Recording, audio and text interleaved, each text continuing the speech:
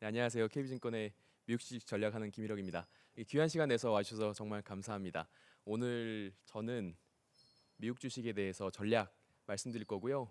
핵심이 되는 내용들 중심으로 말씀드릴 거라 거기 보고 계신 내용하고 조금 차이가 있어요. 제가 눈이 좀 안 좋아서 글자를 큼직큼직하게 썼는데 아마 저 멀리서 다 보이실 거라고 생각합니다. 저희 내년 S&P 500 내년 말 4,850포인트 예상하고요. 2024년 내년 상반기 저점이어서 뭐 우리 흔히 하는 얘기로 상저하고 예상하고 있습니다. 분기별 흐름을 보면은 내년 2분기가 오히려 더 낮을 거라고 생각하는데 저희 2분기 저점 3,930은 이걸 하회하지 않는다라는 의미지 꼭 여기까지 갔다 와야 된다 그런 의미는 아닙니다. 그리고 연말도 4,850이지만 뭐 저거 절대 넘지 못한다가 아니라 저희가 계산해 봤을 때 저 정도는 갈 수 있을 것 같다라는 의미라고 생각하시면 되고요. 분기별로는 상저하고 이런 흐름들을 보일 거라고 생각합니다. 오늘 뭐 사실 여러 세미나들 들으셨겠지만 저희는 컨센서스하고 특별히 다른 부분에 조금 집중을 해서 말씀을 드릴게요. 제가 느끼기에 컨센서스는 소비가 약해질 거다 또는 뭐 소비가 약해지기 전까지 경제는 문제 없을 거다 이게 컨센서스인 것 같아요. 근데 제 생각은 조금 다릅니다. 소비가 먼저 꺾일 가능성은 거의 없다고 생각하고요. 의외로 투자와 정부 지출이 경기 둔화를 만들 거라고 생각합니다. 그게 결국 연준의 통화 정책 기조 전환을 만들어낼 거라고 생각하고요. 그게 지금 저희가 시장과 생각하는 컨센서스와 가장 큰 차이가 아닐까 생각합니다. 소비를 저희가 몇 가지 살펴보면은 뭐 다들 또 아시겠지만 9월 말에 나왔던 저축률 대거 2013년부터 19년 수치가 하향 수정됐죠. 그러면서 우리가 가지고 있는 초과 저축이 예상보다 훨씬 많다는 걸 우리가 또 알게 됐습니다. 물론 매크로 지표 이렇게 해석하는 거 옳지 않지만 이 선 혹시 보이시나요? 이대로 그냥 쭉 그이면요 2026년까지 이거 바닥 안 나는 숫자이고요. 요거 저축률 약간 보수적으로 계산해도 내년 하반기에나 아마 뭐 바닥 날 것 같아요. 그래서 내년 초 적어도 올해 말 내년 초에는 초과 저축이 바닥 나서 소비가 뭐 흔들린다 이럴 가능성은 저는 거의 없다고 생각합니다. 두 번째 소비를 이끌고 있는 굉장히 큰 힘 중에 하나는 이 해고예요. 이 해고율 졸트 데이터인데 보신 것처럼 굉장히 낮습니다. 1%. 이거 해고자 수로 계산해도 굉장히 낮습니다. 해고가 낮다는 거는 사람들이 해고에 대한 불안이 없으니까 미래 소비를 땡겨 쓸 수 있다는 것을 의미하고요. 소비를 막 땡겨 쓴다면 소비 금방 무너지기 굉장히 힘들어서 저는 이 해고에 대한 불안이 없다는 거 이것도 소비 지금 좋은 큰 이유 중에 하나라고 생각을 합니다. 또 한 가지는 65세 이상 인구 계층 이분들이 지금 소비 계층에서 소비하는 사람들 중에 제일 힘이 세요. 가장 많은 지출을 하고 계신데 이분들 가만 생각해 보시면요. 거의 다 집 가지고 계신 분들입니다. 미국 사람들 45세 이상은 주택 보유율이 70%가 넘습니다. 그리고 연령이 높아질수록 주택 보유율은 더 올라가고요. 이분들 모기지 낮았을 때 금리 다 고정시켜 놨어요. 제가 예를 들어서 보면은 50세 어떤 분이 30년물 모기지 고정시키셨다면은 미국 사람들 평균 수명이 79세니까 사실상 그냥 평생 모기지와 관련한 불확실성을 다 없앤 겁니다. 그러고 나서 주택 가격이 올랐죠. 그러면은 필요할 때마다 사실 더 꺼내실 수 있는 겁니다. 집에서 우리가 홈 에퀴티 라인 오브 크레딧이라고 힐럭이라고 하죠. 그래서 집을 통해서 더 대출을 받을 수 있기 때문에 사실 사람들은 지금 소비에 큰 불안이 없습니다. 특히나 이 중장년층이요. 그리고 이분들은 지금 큰 손이고요. 그래서 저는 이거 역시도 소비가 웬만하면 흔들리기 힘들겠다라는 것에 근거가 되고 있고 참고로 65세 이상의 분들 소득의 절반은 연금입니다. 그래서 고용 시장이 흔들리는 거에 대해서도 크게 영향은 받지 않을 것 같아요. 많은 분들이 최근에 나온 저축률 9월 숫자인가요? 3.4%. 이거 너무 낮다. 결국 올라와야 돼. 이렇게 생각하실지 모르지만 저축률은요. 제가 생각하기엔 시대의 산물이에요. 1960년대, 70년대 보시는 것처럼 저 끝이죠. 보시면 10%가 넘었습니다. 저축이 미덕이었던 시대니까. 근데 그 이후에 여성의 사회 참여가 많아지면서 더블 인컴 양쪽에서 이제 수익이 들어오니까 사람들은 돈을 쓰기 시작합니다. 중요한 것에 쓰기 시작했죠. 그래서 제일 중요한 거 집, 그다음에 아이들 교육 이런 거에 돈을 쓰기 시작했고 저축률은 이게 쭉 빠졌는데 왜 이렇게 빠지지? 이제 올라와야 되지 않아? 올라와야 되지 않아? 하면은 이 20년 거의 25년 틀리는 거예요. 지금도 저축률이 낮다고 이야기하지만 아까 말씀드렸던 그런 요인들 때문에 과연 사람들 소비 많이 하고 있는 거 이게 금방 바뀔까? 저는 아닐 가능성이 꽤 있다고 생각합니다. 소비가 금방 꺾일 거다. 그리고 소비가 약해지니까 약해져서 경기 둔화가 나올 거다. 저는 가능성이 이렇게 높아 보이지는 않습니다. 당연한 얘기지만 소비가 이렇게 딱 받쳐준다면 인플레이션 압력 그렇게 쉽게 떨어지기는 어려울 거라고 보고요. 최근에 휘발유 가격 하락하면서 저는 헤드라인 인플레이션은 내려올 수 있다고 생각해요. 하지만 근원 인플레이션 떨어지는 것은 주거 물가 그리고 의료 서비스 물가 때문에 쉽지 않을 거라고 생각합니다. 그래서 저희는 올해 말 내년 초에 연준의 긴축 기조는 더 강화될 수 있다고 보고요. 이게 기준금리를 더 올리는 게 아니라 지금은 시장이 5월쯤에는 컷하겠지, 인하하겠지 생각하는데 그 기대가 더 다시 미뤄질 수 있다고 생각합니다. 그래서 저희는 사실 내년 1분기 그 다음에 2분기까지 시장을 썩 좋지 않게 보는 이유가 이런 것들 때문이에요. 말씀드린 것처럼 소비가 먼저 꺾여서 경기 둔화 되지는 않을 것 같다인데 그럼 뭐 때문일까? 저희는 두 번째 I 투자하고 G 정부 지출 얘가 결국은 성장 기여도가 낮아지면서 경기는 둔화되지 않을까 생각합니다. 이게 사실 시장에서 전혀 이야기되지 않는 부분이라 당연한 얘기지만 저도 내가 틀렸나? 이런 생각 당연히 하고 있고요. 근데 이런 아웃 오브 컨센서스의 근거가 저는 있다고 생각합니다. 요거 퓨리서치에서 매년 1월 달에 조사하는 거예요. 요 밑에 보시면은 이 재정 적자 감축이 올해 대통령과 의회 최우선 과제여야 한다라고 응답한 사람인데 파란색 민주당 지지자들까지도 올해 초에 44%가 그렇다고 답을 했습니다. 민주당 사람들까지도 이거 재정 적자 좀 심각한데 이런 얘기를 하고 있고요. 이 이후에 많은 일들이 있던 거 아시죠? 재정 적자는 2배가 됐고요. 그리고 순이자 지출이 어마어마하게 많이 늘어서 사람들의 재정 적자에 대한 걱정은 더 커졌습니다. 내년 1월 달에 조사하면 어떻게 나올까요? 저는 요 민주당 요 사람들도 50% 넘을 것 같아요. 그러면은 재정 긴축해야 돼라는 그 주장은 더 힘을 얻을 수가 있는데 내년은 또 선거입니다. 특히 이 재정 긴축 측면에서 봤을 때 가장 가혹한 긴축이 나올 수 있는 환경은 대권은 민주당이 가져가고 의회 권력은 공화당이 가져가는 이 그림이지 않을까 싶어요. 왜냐면은 민주당은 아시는 것처럼 뭐돈 이렇게 적게 쓰는 거 별로 원하지 않죠. 하지만 공화당은 긴축을 되게 하고 싶어 합니다. 하지만 공화당 대통령이 되면은 긴축 안 해요. 부시 때 그랬고요. 트럼프 때 그랬습니다. 하지만 오바마 민주당 대통령이 취임하니까 그때부터 재정 긴축 엄청 세게 했죠. 공화당이 그런 사람들입니다. 뭐 민주당도 이제 반대로 그렇죠. 그래서 저는 민주당이 대통령이 되고 공화당이 의회 권력을 가져간다면은 재정 긴축은 상당히 세게 나올 수 있다고 생각하고요. 참고로 내년 말이면은 부채 한도 유예 기간이 끝납니다. 그러면은 내후년 2025년 초로 가면은 이것도 가지고 한참 싸워야 될 거예요. 지금 구도가 어떤가? 베팅 사이트에서 보면 바이든, 트럼프의 당선 확률이 거의 이제 비슷합니다. 근데 이것만 보면 안 되는 게 저 밑에 보시면은 개빈 뉴섬 캘리포니아 주지사 민주당 분이시죠? 이분이 당선 확률 높아지고 있어요. 반대로 드센티스 플로리다 주지사 이분의 당선 확률 공화당 분이 낮아지고 있고요. 그래서 만약에 바이든이 후보가 되면은 뉴섬 지지율 없어질까요? 아니죠. 저 확률은 아마 다 바이든으로 붙을 겁니다.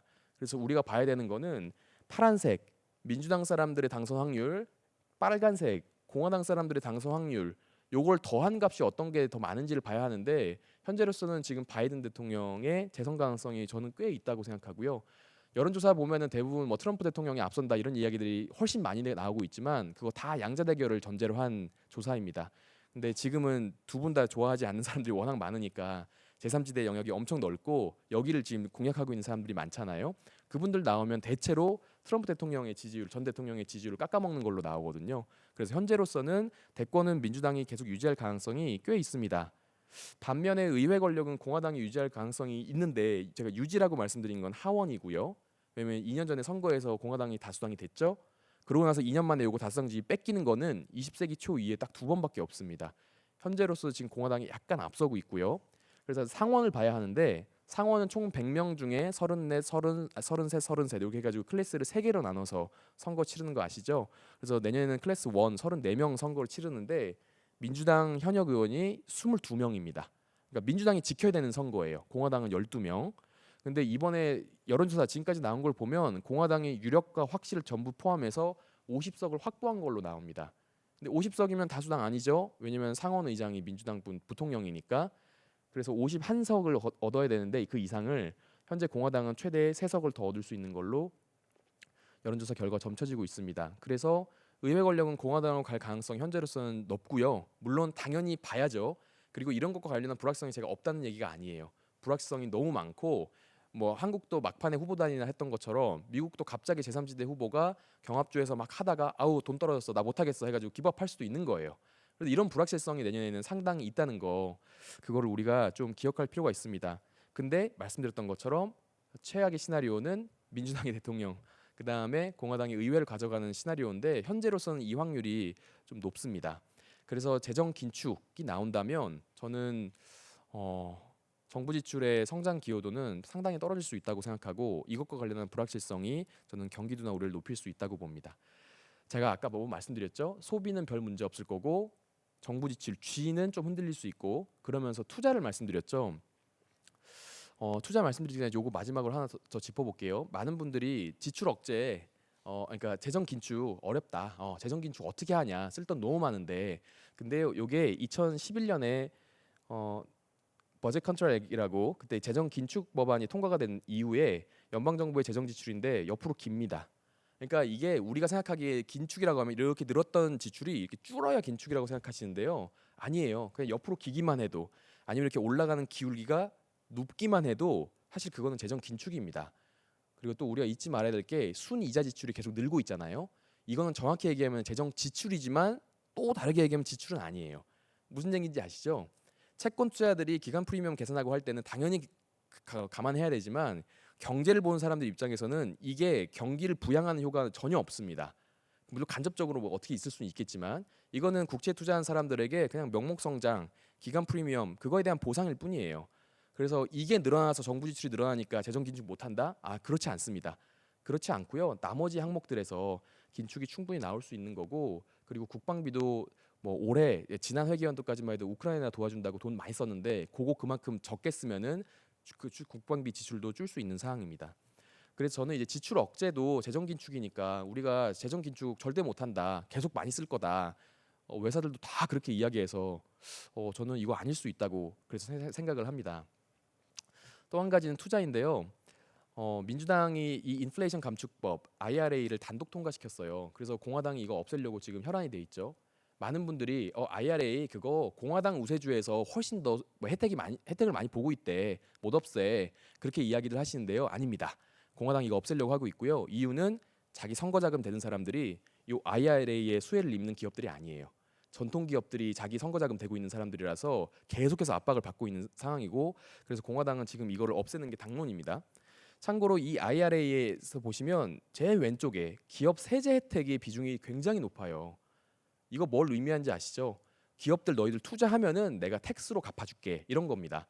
근데 이 법안이 만약에 없어진다거나 뭐 일부 흔들린다 이러면은 기업들 입장에서는 아유 가뜩이나 금리 높아가지고 투자하기도 힘든데 그나마 세제 혜택 받아가지고 IRR 높여가지고 그나마 투자하려고 했는데 불확실한 거죠. 내년 선거에 대한 불확실성도 있고 공화당이 의회 권력을 쥔다고 생각하면은 기업들이 투자 과연 신나게 할 수 있을까요? 저는 되게 어려울 거라고 생각합니다. 그게 내년에 투자의 성장 기여도를 낮추는 되게 중요한 요인이 될 거라고 생각합니다. 또 한 가지 투자는 주거 투자죠. 주거 투자는 한마디로 집 짓는 건데, 요거 모기지 금리 올라가면 주거 투자의 성장 기여도가 떨어집니다.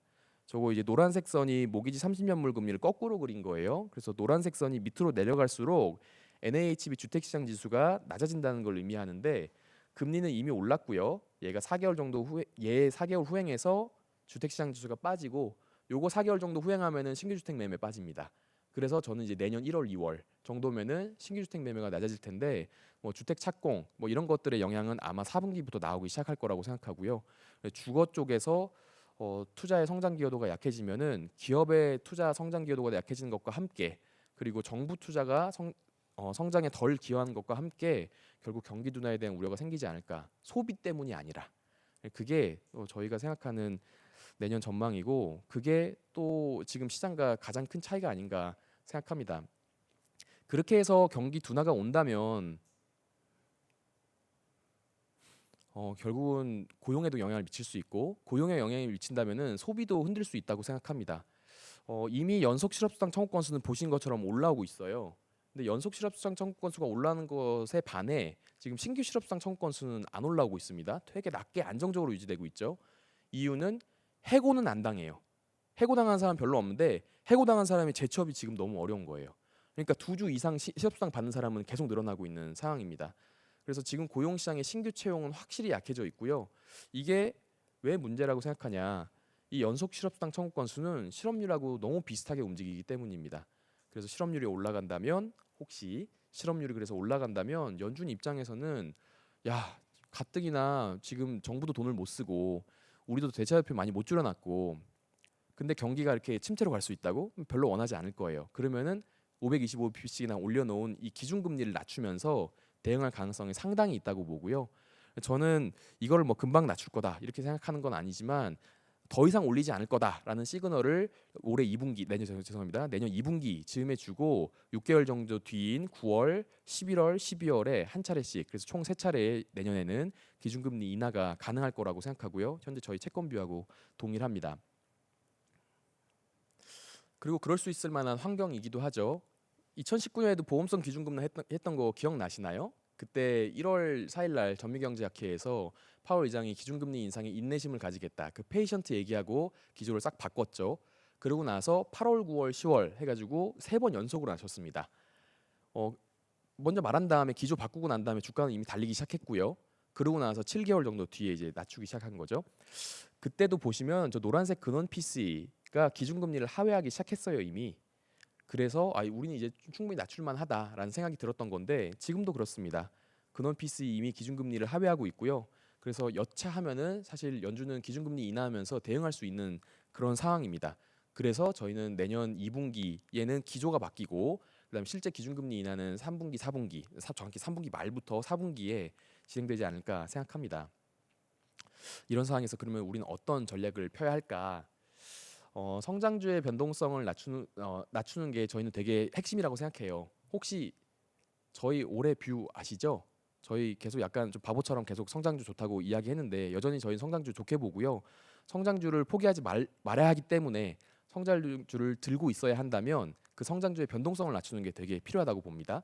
그래서 저변동성, 고배당, 가치 팩터를 담아서 성장주의 변동성을 낮추는 게 저희는 내년 1분기, 사실은 지금부터 내년 1분기 그리고 2분기까지 필요한 전략이라고 생각하고요. 주가의 큰 폭의 하락을 예상하고 있는 것은 전혀 아닙니다. 왜냐하면은 투기성 짙은 자금들이 작년에는 엄청 많이 유입돼 있었고 정확히 재작년까지 그래서 그게 쭉 빠져나가면서 작년 요때 동그라미 친 건 맨 오른쪽 보이시죠? 그러면서 주가가 쫙 같이 밀렸거든요. 그 전의 사례는 금융위기, 그 전의 사례는 IT 버블이었습니다. 지금 그런 상황이냐? 아니에요. 저기 화살표 보시는 것처럼 지금은 투기성 짙은 자금들이 시장에 막 몰려와 있는 상황이 아닙니다. 대규모의 매도세가 출회될 만한 상황 아니고요. 그래서 저희는 큰 폭의 하락을 예상하고 있지 않기 때문에 그렇게 겁내진 않지만 대신 성장주 들고 있으면 변동성 관리가 필요하다고 생각해서 아까 말씀드린 것들을 추천드렸습니다. 그리고 생성형 AI의 성장 기대는 저희는 꽤 강하다고 보고요. 여기 보시는 것처럼 스마트폰에 대해서 언급했던 기업 수가 저렇게 올라왔던 것보다 훨씬 빠른 속도로 지금 생성형 AI를 언급하고 있는 기업 수가 많아지고 있습니다. 이거는 저는 성장에 대한 기대를 높이면서 여러 불확실성을 헤쳐나갈 수 있게 해주는 되게 중요한 힘이 될 거라고 생각하고요. 성장주 포기하지 말고 가야 한다라고 생각합니다. 그래서 아까 말씀드린 것처럼 1분기, 2분기쯤에 통화정책 기조가 바뀌기 시작했을 때 그때 더 과감하게 성장주의 비중을 늘릴 필요가 있고 그 전까지는 성장주를 들고 있기 때문에 생길 수 있는 변동성을 낮출 필요가 있다고 생각합니다. 조금 더 구체적인 AI 그리고 반도체에 대한 이야기를 저희 김수현 팀장이 또 말씀드리도록 하겠습니다.